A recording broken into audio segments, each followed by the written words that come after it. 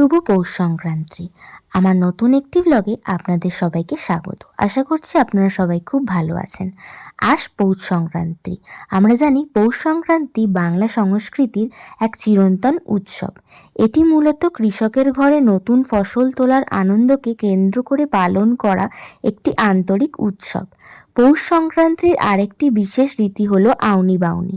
আউনি বাউনি নতুন ধানের শীষ দিয়ে তৈরি এক ধরনের বিনুনি, যা পৌষ সংক্রান্তির দিনের অন্যতম প্রধান রীতি। এখনের এই আধুনিক সমাজের রীতিনীতির মধ্যে আমরা আমাদের এই উৎসবটিকে প্রতি বছর পালন করে চলেছি এবং এবছরও তার ব্যতিক্রম নয়।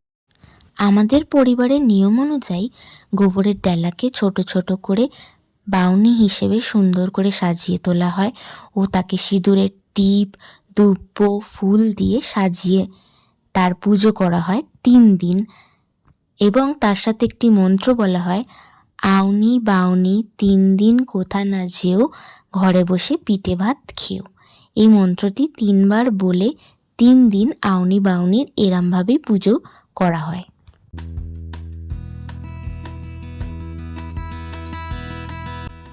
এই 3 দিন মা লক্ষ্মীকে ভোগ নিবেদন করতে হয়, তাই প্রতিদিন যা রান্না হয় সেই সব রান্নার মধ্যে থেকে একটু একটু করে সবার আগে মা লক্ষ্মীর জন্য তুলে রাখতে হয়।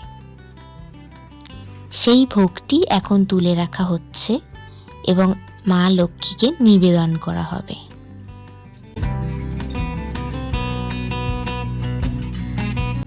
আমাদের বাড়ির নিয়ম অনুযায়ী পৌষ সংক্রান্তির দিন সরু চাকলি ও আশকে পিঠে খেতেই হয়। আর এই সরু চাকলির স্পেশালিটি হলো আমাদের বাড়িতে নিজে হাতে চাল ও ডালকে বেটে সরু চাকলি করা হয় এবং আশকে পিঠে এবং সরু চাকলি দুটোই মা লক্ষ্মীকে আগে নিবেদন করতে হয়, তারপর নিজেদের মধ্যে খাওয়া হয়। খড়ের এরম ছোট ছোট টুকরো করে ঘরের সব দরজায়, আলমারিতে, সিন্ধুকে বেঁধে দেওয়া হয়, যাতে আমরা মা লক্ষ্মীকে আমাদের ঘরে বেঁধে রাখতে পারি।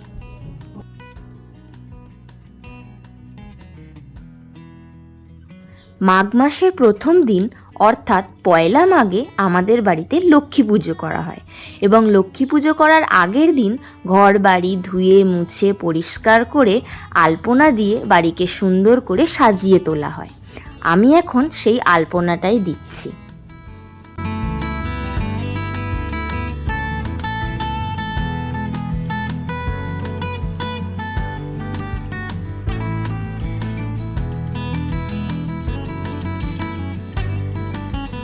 আমাদের বাড়িতে হাড়ির লক্ষ্মী পুজো করা হয় এবং মাঘ মাসের প্রথম দিন নতুন ধান এনে সেই ধানের মধ্যে মাকে সুন্দর করে সাজিয়ে তোলা হয়।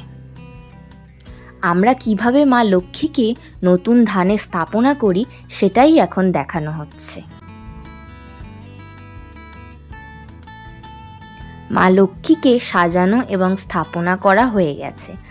আজ বুধবার অর্থাৎ পয়লা মাঘ। নারায়ণ স্থান দিয়ে আমাদের লক্ষ্মী পুজো শুরু করা হচ্ছে।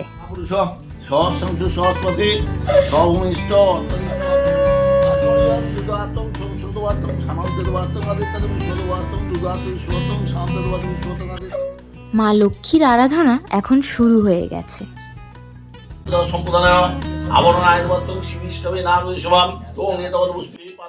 অঞ্জলি আরতির মাধ্যমে মায়ের আরাধনা শেষ হবে।